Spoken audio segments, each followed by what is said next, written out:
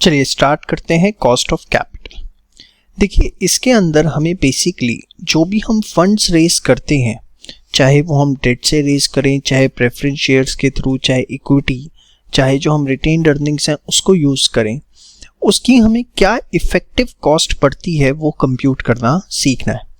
और उसके बाद हम एंड में निकालना सीखेंगे weighted average cost of capital. ये क्या होता है? देखिए हमारे कैपिटल स्ट्रक्चर के अंदर हम चारों सोर्सेज यूज़ करते हैं, डेट भी, प्रेफरेंस शेयर्स भी, इक्विटी भी, रिटेन्ड अर्निंग भी। तो सपोज हमारा 10 लाख रुपए का टोटल कैपिटल जो है बिजनेस में लगा हुआ है, जिसमें कुछ पार्ट डेट है, कुछ पार्ट प्रेफरेंस शेयर है, कुछ पार्ट हमारा इक्विटी है और कुछ पार्ट हमारा रिटेन्ड अर्निंग है। तो weighted average cost of capital के अंदर हम एक एवरेज कॉस्ट निकालते हैं कि 10 लाख रुपए जो हमारे बिजनेस में टोटल लगे हुए हैं by way of various source of funds, उसकी हमें एक एवरेज कॉस्ट क्या पड़ रही है। बहुत ही सिंपल, बहुत ही आसान चैप्टर है। आप इस चार्ट को जो है एक बार पहले नोट डाउन करिए। चलिए एक बार कॉन्सेप्ट ऑफ टैक्स बेनिफिट समझ लेते हैं। वैसे तो ये आपने बहुत जगह समझा हुआ है मेरे साथ, बट एक बार रिव्यू कर लेते हैं। सपोज 10% डिवेंचर्स हैं, फेस वैल्यू 100 रुपीज़ के, तो हमें इस पर इंटरेस्ट देना पड़ेगा। 100 का 10% कितना? 10 रुपये।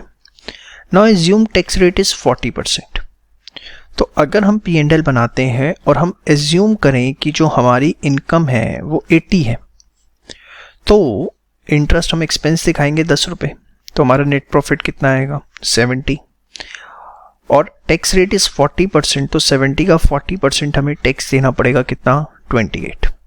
बट इन अनदर केस कि सपोज ये इंटरेस्ट ना पे करना पड़ता, होता ही नहीं, तो इनकम हम दिखाते 80, कोई इंटरेस्ट नहीं है तो नेट प्रॉफिट 80 रहता। उस केस में हमें टैक्स पे करना पड़ता है 80 का 40% कितना? 32। यस और नो? इंटरेस्ट है, हम उसे एक्सपेंस दिखाए, नेट प्रॉफिट कम हुआ जिससे टैक्स हमारा कम आया। बट अगर ये है ही नहीं तो टैक्स हमारा ज़्यादा बनता। यस और नो? तो कहीं ना कहीं इस इंटरेस्ट को पे करने की वजह से हमें 4 रुपये की टैक्स सेविंग हुई है या ना? ये एक सबसे बड़ा एडवांटेज होता है डेट फंड का, क्योंकि आप इंटरेस्ट जो पे करते हो उसको एक्सपेंस दिखा सकते हो, तो इसकी वजह से आपके नेट प्रॉफिट कम आते हैं और आपका टैक्स जो है वो कम बनता है। इसलिए डेट पे जो भी आप इंटरेस्ट पे करते हैं, it always result in savings in tax. जैसे यहाँ पे 4 रुपीज़ आपके सेव हुआ। अब आप सीधे इसे सिंपली भी निकाल सकते हैं कि जो भी आपका टैक्स रेट है और जो भी आपका इंटरेस्ट है, अगर आप देखें 40% ऑफ 10 कितना आता है? 4। और यही आपने सेविंग्स भी करी। तो अगर आपको सेविंग्स निकालनी है तो सीधे एक तरीका है tax rate multiply by interest amount, आप ऐसे भी निकाल सकते हैं। या अगर आप दूसरे एंगल से देखें, आपने 10 का इंटरेस्ट पे किया जिसकी वजह से आपका 4 रुपये का जो टैक्स है वो सेव हुआ। तो अगर 10 रुपये का इंटरेस्ट पे करने से आपका 4 रुपये का टैक्स सेव हो रहा है, तो आपको इफेक्टिव इंटरेस्ट पड़ कितना आ रहा है? आपको इफेक्टिव इंटरेस्ट पड़ रहा है मात्र 6 रुपये। यस सुनो भाई, 10 रुपये पे करके 4 रुपये हम टैक्स भी तो बचा रहे हैं, तो इफेक्टिवली जो मुझे रेट पड़ रहा है that comes out to be only 6 rupees, हाँ या ना? और इसी इफेक्टिव रेट को निकालने का तरीका होता है इंटरेस्ट 1 माइनस टैक्स रेट। जैसे इंटरेस्ट आपने पे किया 10, 1 माइनस टैक्स रेट इज 40%, तो 40 by 100 comes out to be how much? 0.4। तो 1 माइनस 0.4, तो 10 into 0.6, if you will see it will come out to be 6। तो बड़ा ही सिंपल तरीका है। अगर आपको निकालना है कि इंटरेस्ट की वजह से टैक्स बेनिफिट कितना हुआ, तो tax rate into interest amount, और आपको इफेक्टिव रेट निकालना है तो that is interest 1 minus tax rate, जो आपका सीधा सीधा अमाउंट आपको बता देगा।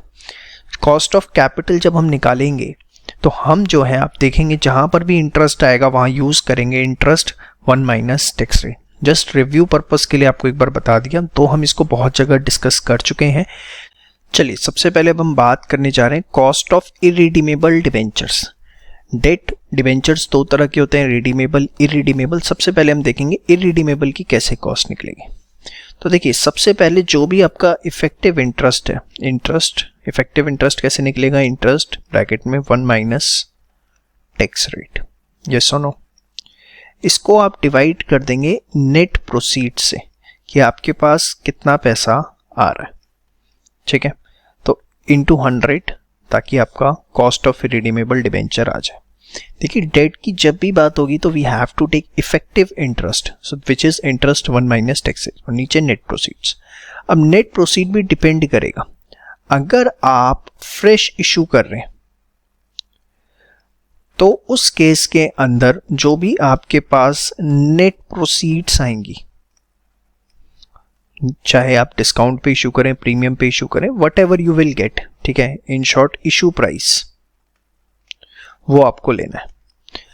बट अगर ऑलरेडी आपने उसको इशू कर रखा है तो जो भी उसका करंट मार्केट प्राइस है वो आपका नेट प्रोसीड्स लिया जाएगा। देखिए KD is cost of debt, I is annual interest payment, net proceeds of debenture NP या करंट मार्केट प्राइस। अगर ऑलरेडी इशू कर रखा है तो करंट मार्केट प्राइस लेना है, फ्रेश इशू है तो नेट प्रोसीड्स लेना है, issue price. T is tax rate. बहुत सिंपल, एक एग्जांपल से देखिए। 5 years ago Sona Limited issued 12% irredeemable debentures at ₹103 at ₹3 premium to their par value of ₹100। अब देखो 5 years ago है तो क्योंकि ऑलरेडी ये इशू हो रखा है तो आपको इशू प्राइस से कोई मतलब नहीं है, आपको लेना है यहाँ पे current market price. The current market price of these debentures is 94। तो देखिए 94 ले रखा है। इंटरेस्ट आप कितना देंगे, क्योंकि फेस वैल्यू 100 है तो 100 का 12% comes out to be 12। Tax rate is 35%, तो 1 माइनस 0.035, इट्स 0.08297, उसे इंटू 100 करेंगे तो 8.30। तो बहुत ही सिंपल क्वेश्चन इसके आते हैं इस चैप्टर में से, ऐसा कुछ भी नहीं है। मेन आपको कॉन्सेप्ट हल्के से क्लियर होने चाहिए, ज़्यादा डीपली भी नहीं है, बहुत ऊपर ऊपर से चीज़ें हैं, ये हल्का सा कॉन्सेप्ट क्लियर है, आप इसे बिना रिवीजन के भी एग्जाम में इसका क्वेश्चन कर सकते। चलिए बात करते हैं कॉस्ट ऑफ रिडीमेबल डिबेंचर्स की। देखिए रिडीमेबल डिबेंचर्स में आप जब इशू करते हैं तो उसके एक फिक्स टाइम पीरियड के बाद आपको उनको रिडीम भी करना पड़ता है। Suppose let us take an example, आज हम डिबेंचर्स इशू कर रहे हैं और उसका इशू प्राइस हमारा जो है 102 है और हम आफ्टर 5 years, ठीक है, उसको रिडीम करेंगे एट 110। अब आज हम इशू कर रहे हैं 102 रुपए पे, 5 साल बाद हम उसे रिडीम करेंगे कितने पे, 110 रुपए पे। बड़े ध्यान से समझिएगा। और सपोज उसकी फेस वैल्यू है 100, जो उसका कूपन रेट है वो है 10% और टैक्स रेट है आपका 40%। तो इफ यू विल कंसिडर, ध्यान से देखिए, इफेक्टिव इंटरेस्ट कितना होगा, इंटरेस्ट 1 माइनस टैक्स रेट, वो तरीका तो हमारा सॉलिड है एकदम, हाँ या ना। बट सिर्फ हमें ये नहीं पे करना पड़ेगा, अगर आप देखें कायदे से तो ये 8 रुपए की भी हमारी एडिशनल कॉस्ट आएगी। भाई इशू प्राइस 102 है और आफ्टर 5 years अगर हमें 110 रुपए देने पड़ रहे हैं तो कहीं ना कहीं 8 रुपए की भी तो हमारी एडिशनल कॉस्ट आ रही है। और कितने सालों में आ रही है, over a period of 5 years, ठीक है। इंटरेस्ट तो हमें हर साल पे करना है 10%, वो तो समझ में आता है, बट ये 8 रुपए की जो एडिशनल कॉस्ट आएगी ये 1 साल की नहीं है, ये 5 सालों की है। तो व्हाट यू विल डू, जो भी आपकी रिडम्पशन वैल्यू है उसमें से आप नेट प्रोसीड माइनस करो, जैसे 110 माइनस 102 डिवाइडेड बाय कितने साल बाद उसका रिडम्पशन है, N is the number of years. So you will observe it 1 minus tax rate is 0.4 plus redemption value is 110 minus 102 divided by 5। So it's comes out to be how much, और ये आपका 8 divided by 5 plus this comes out to be 1.6। अब हम इसे proportionate कितने पे करें, क्योंकि देखो इशू प्राइस 110 है बट रिडम्पशन पे तो हमें, इशू प्राइस 102 है बट हमें रिडम्पशन पे तो 110 देने हैं। तो उसका एक तरीका क्या निकाला हमने कि हम एवरेज ले लेते हैं, redemption value plus net proceed divided by 2। क्योंकि 102 पे लेते हैं तो भी ऑब्जेक्शन है, 110 पे लेते हैं तो भी ऑब्जेक्शन है। 102 पे लेते हैं तो ऑब्जेक्शन ये है कि भाई 110 पे रिडीम करने तो 110 पे लो ना, और 110 पे लेते हैं तो ऑब्जेक्शन ये है कि जब मिले 102 है तो 102 पे लो। तो हमने दोनों की एवरेज ले ली। तो आप देखिए यही फॉर्मूला यहाँ डेवलप हो गया, I1 minus tax plus RV minus NP divided by N और नीचे उसकी एवरेज। ये कुछ भी नहीं है, इतने सिंपल मैथमेटिक्स के फॉर्मूले हैं कि आपको परेशान होने की ज़रूरत ही नहीं है इसके अंदर। This NP is net proceeds from debenture in case of fresh issue and current market price in case of existing debt. Redemption value, tax rate, life of debenture। समझ में आए? इसको नोट करिए फास्ट। अब देखिए बड़ा सिंपल सा question देखते हैं। Company issue 10% debentures of 100 each at a premium of this on this to be matured on this. देखो इशूड है, the debentures will be redeemed on maturity, company compute the cost of debentures assuming tax rate this. तो आप देखो premium of 10% है, आपको 110 रुपये जो है वो नेट प्रोसीड में आ रही है। रिडम्पशन वैल्यू अगर हम बात करें, will be redeemed on maturity, redemption value के बारे में क्वेश्चन के अंदर कुछ भी नहीं गिवा हुआ, तो हम लेंगे कि एट पार ही रिडीमेबल है। If nothing is given about the redemption we will assume कि हमें उसको पार पे ही रिडीम करना है। तो यहाँ पे रिडम्पशन वैल्यू 100 है। इंटरेस्ट अगर हम देखें तो इट्स 100 का 10% comes out to be 10, tax rate is 35%, और अगर हम मेच्योरिटी देखें तो 5 साल है। तो I1 minus tax rate, this is 10, tax rate is 1.035। Now RV minus NP, redemption value is 100, net proceed is 110। तो यहाँ पर हमें 10 रुपये ज़्यादा नहीं देने, उल्टा 10 रुपये का बेनिफिट है। तो 100 माइनस 110 अपॉन में 5, हमें 10 रुपये का यहाँ कुछ ना कुछ, देखो यहाँ हमें 10 रुपये का बेनिफिट हो रहा है ओवर 5 ईयर्स।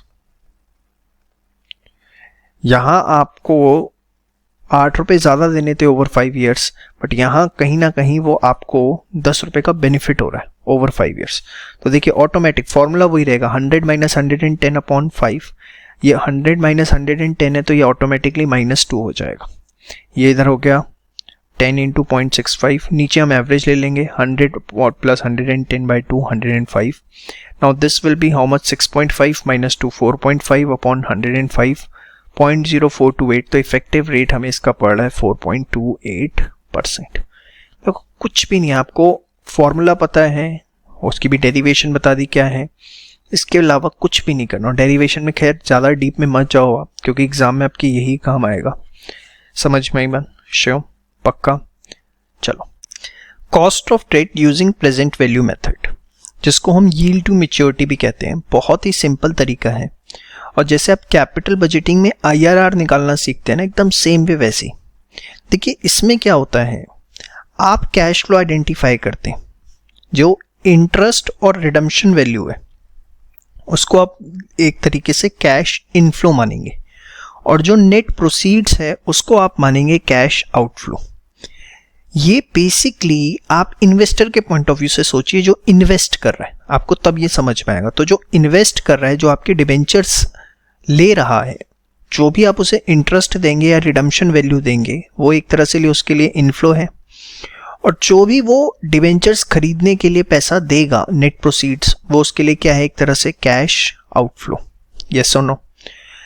अब एक सिंपल से एग्जांपल से देखिए, company issue 10% debenture of 100 each on this to be matured on this. Company wants to know the current cost of its existing debt in the market price of the debenture is 80। तो market price ये हमारा एक तरह से net proceed का काम करेगा। Yes और नो? अब नेट प्रोसीड का काम करेगा ये 80 rupees, cash net proceeds is 80, cash outflow मिलेगा क्या, 100 का 10%, 10 रुपीज़ इंटरेस्ट। रिडम्पशन वैल्यू के बारे में कुछ भी गिवन नहीं है तो हम पार पे मानेंगे, और टैक्स रेट है 35%। तो देखिए इंटरेस्ट 100 का 10%, 10, net proceeds 80, tax rate, redemption value कुछ नहीं गिवन तो 100।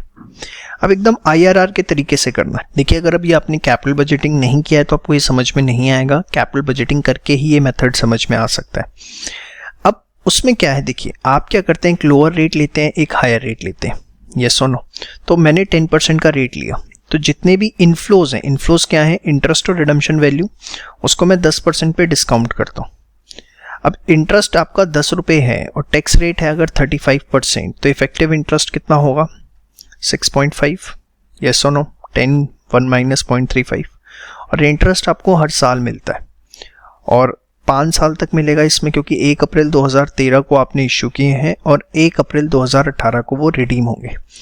तो sum of PV factor at the rate of 10% for 5 years. क्यों लिया मैंने 5 सालों के लिए? क्योंकि 1 अप्रैल 2013 से लेकर 1 अप्रैल 18 तक हर साल आपको इंटरेस्ट मिलेगा, यस और नो।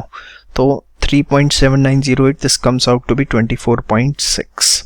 समझ में आया? श्योर। देखिए मैं एज्यूम कर रहा हूँ आपको IRR आता है, नहीं आता कुछ दिक्कत है, एक बार रिवाइज कर लो। अब इसके बाद 5th ईयर में आपको क्या मिलेगी? Redemption value. वो तो 1 टाइम ही मिलती है, यस और नो। तो 5th ईयर में जब आपको रिडम्पशन वैल्यू मिलेगी, कुछ भी गिवन नहीं है तो 100 ही मिलेगी। तो redemption value into PV factor of 5th year, sum नहीं लेना क्योंकि रिडम्पशन वैल्यू एक ही बार मिलती है। तो 100 into 0.621, this comes out to be 62.1। तो अगर आप देखें तो एक तो आपको इंटरेस्ट जो मिलेगा उसकी पीवी और जो रिडम्पशन वैल्यू मिलेगी उसकी पीवी, दोनों को ऐड किया, comes out to be how much? 86.70। This is PV of inflows at the rate of 10%। Now same we will calculate with the higher rate, let us take it to be 15%। देखिए outflow आपका 80 है, यहाँ पर ये 86.7 आ गया। अगर आप PV of outflow देखें तो वो कितना है? 80। तो अब यहाँ पर अगर आप देखें तो एनपीवी आपकी पॉजिटिव आ रही है। हमें यही लेना होता है ना कि एक बार पॉजिटिव एक बार नेगेटिव, तो ये पॉजिटिव आ रही है। अब 15% से निकालते हैं, वही effective interest 6.5, sum of PV factor at the rate of 15% 1 to 5 years, तो ये आ गया 21.8। फिर रिडम्पशन वैल्यू 100, 5th ईयर का लेना है, 100 into 0.497 comes out to be 49.7 PV of inflows, this comes out to be 71.50। ठीक है, अब ये 71.50 आया और पीवी ऑफ आउटफ्लो कितना है? That is 80। तो अगर आप देखें एनपीवी, तो वो एनपीवी आपका क्या हो जाता है? नेगेटिव हो जाता है। तो एक पॉजिटिव चाहिए होता है, एक नेगेटिव चाहिए होता है IRR में, दोनों कंडीशन हमारी फुलफिल हो रही है। अब IRR का फॉर्मूला क्या होता है? जिससे भी आपका पॉजिटिव आ रहा है वो लेते हैं हम, PV of inflows from lower rate, जो भी आपका आउटफ्लो है, PV of inflows from lower rate minus PV of inflow from higher rate into difference, यही फॉर्मूला होता है। तो इसे सॉल्व करेंगे तो आपका आ गया 12.2%। So this is the cost of debt, जो कि पूरा IRR बेस्ड है। और इसमें एक्चुअली क्वेश्चन पूछने के इसलिए चांसेस हैं क्योंकि कैपिटल बजटिंग का आपको पता है सबसे मोस्ट टेक्निकल टॉपिक है IRR। एक वो यहाँ पे कवर अप हो जाता है, cost of debt cover up हो जाता है, तो अच्छा खासा कॉन्सेप्ट यहाँ चेक होता है। तो इसीलिए 5 to 6 मार्क्स का क्वेश्चन इस पे एक्सपेक्ट करना कोई बड़ी बात नहीं है, क्योंकि यहाँ पे 2 कॉन्सेप्ट जो हैं आपके इनडायरेक्टली बड़े अच्छे तरीके से चेक हो रहे हैं। समझ में आई बात? श्योर। तो फटाफट इसको नोट डाउन कर लीजिए, बहुत ही सिंपल है, IRR बेस्ड है। बस इतना ध्यान रखना है, इन्वेस्टर के एंगल से सोच रहे हैं थोड़ा सा। Interest and redemption value will be cash inflow, net proceeds will be cash outflow. Amortisation of bond एकदम एनपीवी मेथड है, कुछ भी इसके अंदर नया नहीं है, एक सिंपल से क्वेश्चन से इसे समझते हैं। RBML is proposing to sell a 5-year bond at ₹5,000 at 8% interest per annum. वो एक बॉन्ड बेच रहे हैं 5,000 रुपए का, 8% इंटरेस्ट देंगे सालाना। The bond amount will be amortised equally over it's life. This is the most important line. इसका मतलब ये है कि जो रिडम्पशन होगा वो हर साल होगा और इक्वली ओवर इट्स लाइफ। अब लाइफ कितनी है? लाइफ है 5 साल। तो वो कह रहा है कि रिडम्पशन कैसे होगा कि 5,000 रुपए का बॉन्ड है, 5 साल उसकी लाइफ है, तो ₹1,000 पर ईयर जो है वो रिडम्पशन होगा। The bond amount will be amortised equally over it's life. इसका मतलब ये है कि redemption will be every year. And how it will be every year? So 5,000 is the bond value, 5 years is the life, so redemption will be 1,000 per year. What is the bond's present value for an investor if he expects a minimum return of 6%? This is required rate of return. जो investor है उसको 6% का return चाहिए, तो उसके लिए present value क्या होगी? तो बहुत सिंपल है, देखो आप खुद दिमाग लगाओ। फर्स्ट ईयर देखो दो चीज़ें आपको मिलनी है, एक तो इंटरेस्ट मिलना है, यस और नो, और एक आपको मिलना है रिडम्पशन वैल्यू, क्योंकि इस बार रिडम्पशन हर साल है। अब फर्स्ट ईयर 5000 का 8% plus redemption value 1000, so if you will calculate it, this will be 400 plus 1000 comes out to be 1400. In the second year you will get interest plus redemption value. So now see, interest कितने पे, 1000 तो अब redeem हो गया ना first year में, so you will get the interest on 4000 only now. The main point to be understand here 320 and plus redemption value, that is 1000. So comes out to be 1320. Third year. In the third year again you will get the interest plus redemption value, but now tell me you will get the interest on, very good, 3000, because again in the last year 10% 1000 has been redeemed. So redemption, so this will be how much, 240 plus 1000. So in this way every year you will get the amount. See, first year 400 interest, then 1000 will get redeemed, so 8% 320, then 240, then 160 interest, then 80 rupees. Every year we are getting the redemption value 1000 and this is the amount of interest. So this is the total amount that we are getting, yes or no. अब कुछ नहीं करना, आपको बड़ा simple है, देखो inflows आपको पता लग गए, yes or no, 1 2 3 4 5. The inflows are 1400, 1320, 1240, 1160 and 1080.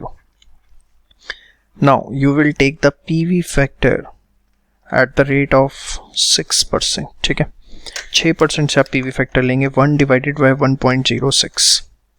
This is 0.943, 0.890. Same way जैसे आप करते हैं उसी तरीके से करेंगे, 837.792 एंड 0.747. इसको आपस में इंटू करेंगे, this will result in your present value, और यहाँ आप टोटल कर देंगे जो कि अप्रॉक्स इसी के इक्वल आएगा। इस तरीके से नहीं करना। तो आप देखो एकदम सिंपल है। बताओ क्या इसके अंदर अमोर्टाइजेशन ऑफ बॉन्ड में, इससे ज़्यादा अच्छी चीज़ें तो आप ऑलरेडी सीख चुके हैं कैपिटल बजटिंग में, तो कुछ भी नहीं है। बस इतना ध्यान रखना है क्योंकि रिक्वायर्ड रेट ऑफ रिटर्न 6% है, तो आपको जो पीवी फैक्टर लेने हैं वो सारे 6% से लेने। समझ में आया? अगर आपने यही पीवी फैक्टर लिए हैं तो आपकी पीवी आ रही होगी और 5 to 6 1 आंसर आ रहा होगा। चलिए बात करते हैं कॉस्ट ऑफ कन्वर्टेबल डिबेंचर्स की। देखिए कॉस्ट ऑफ कन्वर्टेबल डिबेंचर्स में सब कुछ पूरा का पूरा फॉर्मूला आप देखेंगे एकदम सेम है। द ओनली डिफरेंसेस की जो रिडम्पशन वैल्यू है वो आपको क्या लेनी है, क्योंकि यहाँ तो आप उन्हें कन्वर्ट करेंगे इधर इन इक्विटी शेयर्स और प्रेफरेंस शेयर्स। तो जो भी एक्सपेक्टेड मार्केट प्राइस है सिक्योरिटी का जिसमें आप इसे कन्वर्ट करेंगे, एक्सपेक्टेड मार्केट प्राइस मतलब सपोज आप 5 साल बाद रिडीम करेंगे तो 5 साल बाद जो भी उसका एक्सपेक्टेड मार्केट प्राइस है that will be considered as redemption value. Let us take a simple example. Company के 10,000 15% कन्वर्टेबल डिबेंचर्स हैं 100 each with a maturity period of 5 years। At maturity debenture holders will have the option to convert the debentures into equity shares of the company in the ratio of 1:10, मतलब 10 shares for each debenture। Current market price अब equity share का 12 रुपये, हमें current से कोई मतलब नहीं है, हमें एक्सपेक्टेड निकालना है। And historically the growth rate is 5% per annum, 5% हर साल ग्रोथ होती है। तो 5 सालों में कितनी हो जाएगी वो आप निकाल सकते हैं, 1 + 0.05 की पावर 5, ठीक है, और इंटू 12 कर देंगे तो आपका प्राइस आ जाएगा। देखिए यह आएगा आपका कितना, 15.312, ठीक है। Compute the cost of debentures assuming tax rate is this. तो देखिए एक के बदले में 10 शेयर्स हैं, फ्यूचर प्राइस क्या होगा 12 × 1 + 0.05 की पावर 5, तो रिडम्पशन वैल्यू आ गई 153.12। बाकी सब कुछ सेम है, आप देखिए वही इंटरेस्ट है 15, टैक्स रेट सब कुछ बाकी सेम है, सिर्फ एक रिडम्पशन वैल्यू को लेके था वो मैंने आपको बता दिया वो आपको कैसे लेना है, ठीक है। ऑल्टरनेटिवली आप चाहें तो प्रेजेंट वैल्यू मेथड से भी निकाल सकते हैं क्योंकि रिडम्पशन वैल्यू आपको पता ही है, उसमें क्या होगा, जो इंटरेस्ट आपको मिल रहा है और रिडम्पशन वैल्यू मिल रही है, that will be the inflow, और जो नेट प्रोसीड्स हैं दैट इज ₹100, वो क्या हो जाएगा आपका आउटफ्लो। तो उस तरीके से भी आप निकाल सकते हैं, ठीक है, ऑल्टरनेटिवली, लेकिन उसकी ज़रूरत नहीं है, आप इसी तरीके से करिए इसमें, ठीक है। वो मेथड तभी लगाना है YTM वाला जब क्वेश्चन के अंदर स्पेसिफिकली इन्फॉर्मेशन हो, और दोनों से ऑब्वियसली आंसर अलग आएंगे। आई होप जिस एक्सपेक्टेशन के साथ आपने इस वीडियो को देखना शुरू किया था वो एक्सपेक्टेशन आपकी पूरी हो रही है, और जो भी कॉन्सेप्ट्स आप क्लियर करना चाहते थे, जिस टॉपिक में आप कमांड चाहते थे अपने रिस्पेक्टिव एग्जाम के लिए, वो आप इस वीडियो के थ्रू फुलफिल कर पा रहे हैं। यहाँ मैं आपको एक छोटी सी इन्फॉर्मेशन देना चाहूँगा कि हमारे सभी पेड कोर्सेज जो हैं वो आपके रिस्पेक्टिव एग्जाम्स के अवेलेबल हैं ऑन द वेबसाइट eScholars.in, जिसका लिंक भी आपको डिस्क्रिप्शन में प्रोवाइड किया गया है। I will just request you कि आप सोचिए कि फ्री कॉन्टेंट में अगर इतना दम है तो पेड कॉन्टेंट में हमने क्या क्या चीज़ें आपको दे रखी होंगी। एक बार आप जाके हमारी वेबसाइट ज़रूर विजिट करें eScholars.in, और आप विश्वास मानिए नर्सरी के स्कूल से भी कम फीस पर हमने आपको वीडियो लेक्चर्स जो है आपके एग्जाम के लिए प्रोवाइड करवा रखे हैं, and much of premium quality. Thank you so much. चलिए बात करते हैं cost of preference share capital की। देखिए एकदम 100% ये सेम है जैसे आपने डिबेंचर्स में पढ़ा था। द ओनली डिफरेंस इज कि यहाँ पर आपको कोई टैक्स बेनिफिट नहीं मिलता। तो आप क्या करेंगे, जैसे आप वहां पर लेते थे इंटरेस्ट 1 माइनस टैक्स रेट, तो यहाँ पर ऐसा कुछ नहीं करना। यहाँ आपको सिर्फ और सिर्फ लेना है प्रेफरेंस डिविडेंड, दैट्स इट। अब देखिए रिडीमेबल है, तो यहाँ पर आप RV minus NP/N, RV plus NP/2, absolutely same, बस यहाँ इंटरेस्ट की जगह प्रेफरेंस डिविडेंड आ जाएगा, ठीक है, एकदम सेम, कुछ भी अलग नहीं है। 2000 10% preference shares of 100 each at 95. The company proposes to redeem at the end of 10th year from the date of issue. This is your net proceeds. Redemption value 100 ले लेंगे, तो 100 माइनस 95, और 10 साल उसकी लाइफ है, नीचे उसका एवरेज, और डिविडेंड अगर देखें 100 का 10% ₹10। अब बताओ क्या दिक्कत है इसमें, कोई दिक्कत है? इतना आसान सा क्वेश्चन। इरिडीमेबल में भी एकदम सेम है, प्रेफरेंस डिविडेंड अपॉन जो भी आपकी नेट प्रोसीड्स हैं। तो जैसे 2000 इशू किए 95 के हिसाब से, तो डिविडेंड कितना जाएगा, 100 का 10% ₹10 अपॉन 95 और इंटू 100 कर लीजिए आप, ताकि परसेंटेज में आ जाए। तो इसमें कुछ भी अलग नहीं है, बहुत ही सिंपल, ठीक है, उसी तरीके से जैसे आपको बताया गया था। अब इसके बाद एक ये क्वेश्चन है आपके सामने, if energy is issuing preferred stock of ₹100 पर share with stated dividend of 12 रुपए डिविडेंड है, फ्लोटेशन कॉस्ट आएगी 3%। तो ऑब्वियसली देखो, अगर फ्लोटेशन कॉस्ट आपको गिवन है, अब ₹100 का शेयर आप इशू कर रहे हो, ₹3 फ्लोटेशन कॉस्ट आएगी, under writing commission and so on, तो फिर आप यहाँ पर नेट प्रोसीड्स जो है वो 97 लेंगे। तो वही चीज़ है 3%, 12/97। तो फ्लोटेशन कॉस्ट का बस अगर क्वेश्चन में गिवन है तो नेट प्रोसीड्स में से उतना आप माइनस कर देंगे। तो ये था आपका कॉस्ट ऑफ प्रेफरेंस शेयर्स, एकदम सेम आपने देखा लगभग जो डिबेंचर्स में आप करते हैं वैसा ही है। चलिए बात करते हैं cost of equity share capital की। बहुत ही सिंपल, 4 अप्रोच होती हैं, dividend price, earning price, realized yield और capital asset pricing model. Question में आपको बताएगा किससे निकालना है या इन्फॉर्मेशन यूज हिसाब से होगी।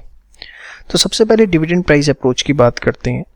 इसमें आप कॉस्ट ऑफ इक्विटी कैसे निकालेंगे, जो भी डिविडेंड एक्सपेक्टेड है, D1 का मतलब क्या है, जो भी एक्सपेक्टेड डिविडेंड है कि कंपनी पे करेगी, that is called as D1। अब ये कैसे निकलेगा, जो भी आपने last year actual dividend pay किया उसको आप मल्टीप्लाई करेंगे 1 + G से। G स्टैंड्स फॉर जो भी ग्रोथ रेट है, क्वेश्चन में आपको गिवन होगा कंपनी का, तो वो आपका आ जाएगा expected dividend. P0 is price, current market price, और G is the growth rate, कि हर साल डिविडेंड की ग्रोथ क्या होगी, वही ग्रोथ रेट यहाँ पे आपको लेना है, क्योंकि ये माना जाता है कि अगर ये डिविडेंड आपका एक्सपेक्टेडली हर साल इतना बढ़ेगा तो आपकी कॉस्ट ऑफ इक्विटी भी प्रोपोर्शनेटली उतनी बढ़ती रहेगी। तो बहुत ही simple, that is T1 upon P0 + G। और अगर क्वेश्चन में फ्लोटेशन कॉस्ट भी गिवन है तो उस केस में बस नीचे आप करंट मार्केट प्राइस में से फ्लोटेशन कॉस्ट जो है वो माइनस कर देंगे, बाकी सब सेम रहेगा। क्वेश्चन देखिए इस पे, company has paid dividend of 1 per share, face value है 10 last year and it is expected to grow by 10% in next year. तो पेड है, D1 कैसे निकालोगे? 1 plus 0.1 comes out to be 1.1, ठीक है, ये D1 हो गया। इसके बाद करंट मार्केट प्राइस कितना है? 55, ग्रोथ रेट कितना है? 0.1, तो ये आ गया आपका कितना? 12%। समझ में आई बात? श्योर, बहुत ही सिंपल एकदम, समझ में आया, इसे नोट करिए fast. Estimation of growth rate, देखिए 99.9% ग्रोथ रेट क्वेश्चन में गिवन होगा। इन केस गिवन नहीं है तो there are two methods, one is average, second is Gordon growth model. तो गॉर्डन ग्रोथ मॉडल में तो क्या होता है, ग्रोथ आपको होती है B into R, that is the R is the rate of return और B is the earning retention ratio. दोनों में क्वेश्चन में गिवन होगी तो आप इंटू कर दीजिए और आपकी ग्रोथ आ जाएगी, ठीक है। B into R, B is earning retention, R is rate of return. एक होता है एवरेज मेथड, इसमें आप क्या कर सकते हैं, बड़ा सिंपल सा तरीका, एक ट्रिक से बताता हूँ। जो भी करंट डिविडेंड है उसको आप DN मतलब n ईयर्स पहले जो डिविडेंड दिया गया था उससे डिवाइड कर दो। Let us take an example, current dividend है इतना, 5 साल पहले डिविडेंड दिया था 10 रुपए, ठीक है। तो आप क्या करो, जो करंट डिविडेंड है और 5 साल पहले जो डिविडेंड दिया था उसको आपस में डिवाइड करो। कितना आ गया ये? 1.61 डिवाइड D0 बाई DN, ठीक है। अब इसके बाद ये जो भी आया और कितने ईयर्स में? 5 ईयर्स। इसे आपको एक टेबल में देखना होता है फ्यूचर वैल्यू में। कितने साल? 5 साल, तो आप 5 पे आ जाओ, 5 ईयर्स है ना, 5 पे आ जाओ। और आप 5 के सामने देखो कि 1.61 आपको कहाँ दिख रहा है? यहाँ दिख रहा है। कहाँ पे? 10% पे। तो हम कह देते हैं कि जो ग्रोथ रेट है वो आपका 10%। बट ये क्वेश्चन एग्जाम में इसलिए नहीं आता क्योंकि आपको वहाँ पर ये टेबल जनरली गिवन नहीं होती, समझ में आई बात? तो इसलिए एग्जाम में आने के चांसेस कम होते हैं। हाँ, गॉर्डन ग्रोथ एक बार के लिए फिर भी पूछ ले कि rate of return multiply by earning retention ratio. तो 2 तरीके होते हैं ग्रोथ रेट निकालने के, फटाफट नोट करिए फास्ट। इसके बाद अच्छा, इसके अंदर आप जो है ये कुछ स्टेप वगैरह नोट डाउन करने की ज़रूरत नहीं है, कुछ नहीं करना, आप सिर्फ ये एग्जाम्पल और ट्रिक नोट डाउन कर लीजिए, दैट्स इट, ठीक है। इसमें फिर आपका एक अर्निंग प्राइस अप्रोच होता है जो आपने यहाँ पर देखा था कि हमारे पास 4 मॉडल हैं। तो एकदम सेम है, जैसे डिविडेंड था अगर उसकी जगह आप अर्निंग्स ले लेते हैं, ठीक है, अर्निंग्स डिवाइडेड बाय प्राइस, तो वो अर्निंग प्राइस अप्रोच हो जाता है। अब इसमें भी आपको ये फॉर्मूला करने की जरूरत नहीं, you have to solve by using this formula, E divided by P plus G। P is the market price, E is the current earnings जो कि क्वेश्चन में गिवन होगी, G is the annual growth rate. हाँ, in case growth rate given नहीं है तो उस case के अंदर फिर आप G को नहीं लेंगे, बट ग्रोथ रेट हमेशा होता है, इसलिए मैंने आपको बोला यही करिए, E divided by P plus G। Clear? Show. और फ्लोटेशन कॉस्ट अगर गिवन है तो उस केस के अंदर क्या हो जाएगा? P minus F plus G। Clear? चलिए स्टार्ट करते हैं। कैपिटल एसेट प्राइसिंग मॉडल बहुत ही सिंपल। देखिए इसके अंदर क्या होता है, हम सबसे पहले लेते हैं risk free rate of return, कि जो पैसा हम कंपनी में लगा रहे हैं अगर इसको हम FD में लगाएं या ऐसी जगह लगाएं जहाँ कोई रिस्क ही नहीं है तो हमें क्या रेट ऑफ रिटर्न मिलेगा। और इसमें हम ऐड कर देते हैं प्रीमियम फॉर रिस्क टेकिंग, कि रिस्क लेने का हमें कितना प्रीमियम चाहिए, क्योंकि अब कंपनी में लगा रहे हैं तो आपको कुछ ना कुछ एक्स्ट्रा चाहिए। अब ये कैसे निकलता है? इसका तरीका होता है beta into RM minus RF तो risk free rate of return. Beta क्या होता है? कंपनी के शेयर प्राइसेस का इतिहास देखते हुए, हिस्ट्री देखते हुए एक रिस्क मेजरमेंट निकाली जाती है कि कंपनी में कितना रिस्क है, जो कि अभी हमें कैलकुलेट करना नहीं सीखना, हमें क्वेश्चन में गिवन होगा। और RM क्या होता है कि जो मार्केट रेट ऑफ रिटर्न है बेसिकली वो क्या चल रहा है। तो देखिए अगर आपको सीधे ही प्रीमियम फॉर रिस्क टेकिंग दे दे तो ये बीटा RM में माइनस RF करने की ज़रूरत ही नहीं है, बट ये जनरली गिवन नहीं होता, आपको पूरा निकालना ही पड़ता है, ठीक है। एक सिंपल से क्वेश्चन से देखिए, calculate the cost of equity capital of H limited whose risk free rate of return is equals 10%, firm का बीटा है इतना, मार्केट पोर्टफोलियो इज 15%। तो सिंपल सी बात, 10% is 0.1, beta is 1.75, RM is 0.15, RF is 0.1, solve करेंगे तो this will be 0.1875 which will be 18.75%। बहुत simple question 2 number का इस तरीके का देखने को मिलता है। चलिए इसके बाद एक होती है रियलाइज्ड यील्ड अप्रोच, एकदम जैसे आपने पढ़ा था YTM इन डिवेंचर सेम है। इसमें डिविडेंड और सेल प्रोसीड्स आपका इनफ्लो का काम करेंगे। इन्वेस्टर के पॉइंट ऑफ व्यू से सोचना है, जो भी डिविडेंड आएगा, सेल प्रोसीड आएगी, वो इनफ्लो का, परचेज प्राइस आउटफ्लो का, और आपको IRR निकालनी है 2 डिस्काउंट रेट लेके। जैसे mister Mehra had purchased a share of rupees इतना, तो ये आउटफ्लो हो गया। Receive dividend for 5 years eight the rate of 10%, तो 100 रुपये डिविडेंड मिलेगा। इसके लिए आप क्या करेंगे, सम ऑफ PV फैक्टर जो भी आप लेते हैं जिस भी रेट से, पहले 5 साल के लिए, ठीक है। At the end of 5th year उन्होंने 1128 का बेचा, तो 1128 इंटू में PV factor of 5th year, ठीक है। तो ये PV ऑफ इनफ्लो आएगा इससे। एक बार 10% से करिए, एक बार आप 15% से करिए, ठीक है। मैं सिर्फ हिंट इसलिए दे रहा हूँ, इसमें खुद नहीं करके दे रहा, क्योंकि देखना चाहता हूँ आपने पुराने वीडियो कितने ध्यान से देखें। इस क्वेश्चन को आप अपने आप करें, एकदम उसी तरीके से है जैसे डिवेंचर में अपने YTM किया था, ठीक है, और सब कुछ एकदम सेम रहेगा। इसका अप्रॉक्स आंसर जो आएगा आप देखेंगे वो 12% के अराउंड आएगा, ठीक है। एक बार 10% से करिए, एक बार 15% से, और आंसर निकालिए। 12% अप्रॉक्स इसका आंसर आएगा। अपने आप प्लीज ट्राई करिए, हर चीज़ के लिए एकदम डिपेंडेंट मत होइए, इतने आप मेच्योर हो चुके हैं, करिए फास्ट। चलिए बात करते हैं कॉस्ट ऑफ रिटेन्ड अर्निंग्स की। तो जो कॉस्ट ऑफ रिटेन्ड अर्निंग्स होती है उसको हम KS से दिखाते हैं, और वो कॉस्ट ऑफ इक्विटी के ही हमेशा इक्वल होती है, अनटिल अनलेस क्वेश्चन में पर्सनल टैक्स की कोई इन्फॉर्मेशन ना गिवन हो।